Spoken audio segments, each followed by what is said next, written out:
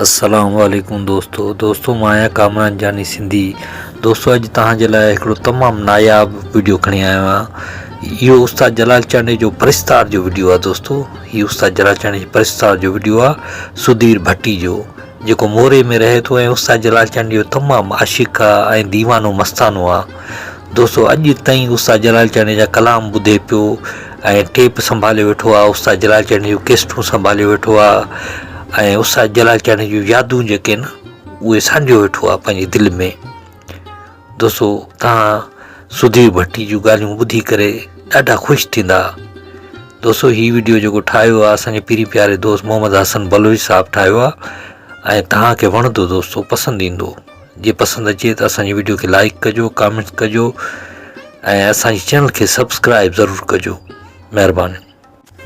अचो त पोइ दोस्तों वीडियो ॾिसूं।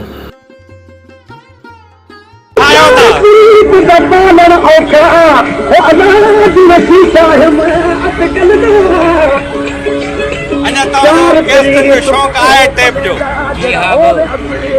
चाचे जलाल के ॿुधो था अञा तव्हां पाण जा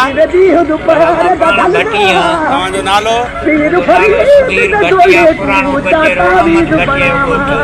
अच्छा तव्हांजो घटि मुंहिंजे 30 सालनि जो आहे। अच्छा हा हे टेप जो शौक़ु जी हा साईं। मुंहिंजी 15,000 जी ख़रीद आहे। हे टेप तव्हांजी घणे जी ख़रीद आहे? 15,000 जी। 15,000 20 साल पहिरियां। हा 30 खां पहिरियां। हे टेप खे ठाहिण वारा ई कोन हूंदा चाचा? साईं हिकिड़ो आहे बाबा दादू आहे। दादू में आहे? दादू में आहे। अच्छा हाणे उहो ठाहींदो आहे। अच्छा हा ॿियो सॼो किसो ई ख़तमु आहे, पर हिननि जो अंदाज़ो माना त 5000 खनि कैसेट आहे। 5000 खनि कैसेट तव्हां वटि आहे? जलाल चांडे जी? जलाल चांडे जो आहे, टीमणो आहे, गुलशेर आहे। अच्छा माना यूसुफ कंवर आहे, फोटो ज़रदारी आहे, बश्क ज़रदारी आहे, पुराणा फनकार सभु फनकार आहिनि। माशाअल्लाह। साईं चाचो भट्टी साहब जेको हींअर बि पुराणे दौर खे अञा हलाए पियो, हे साईं जलाल चांडे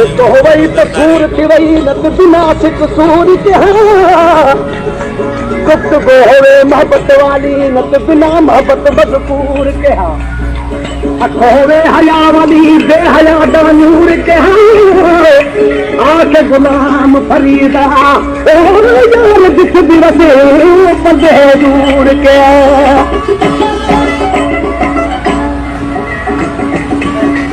चुप करे तू जा नहीं दुखड़ा भी चुप करे तू जा नहीं दुखड़ा भी कदो मौला ने दो मोती का जाईदा कदो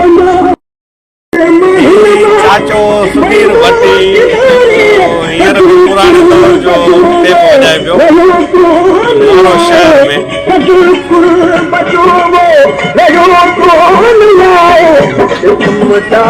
दुनिया अभी खुद खुदाई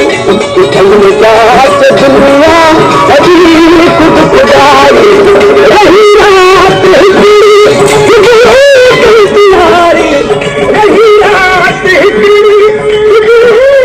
तिहारी अजो चल यार जीत तू यार यारी अजो चल यार जीत तू यार यारी।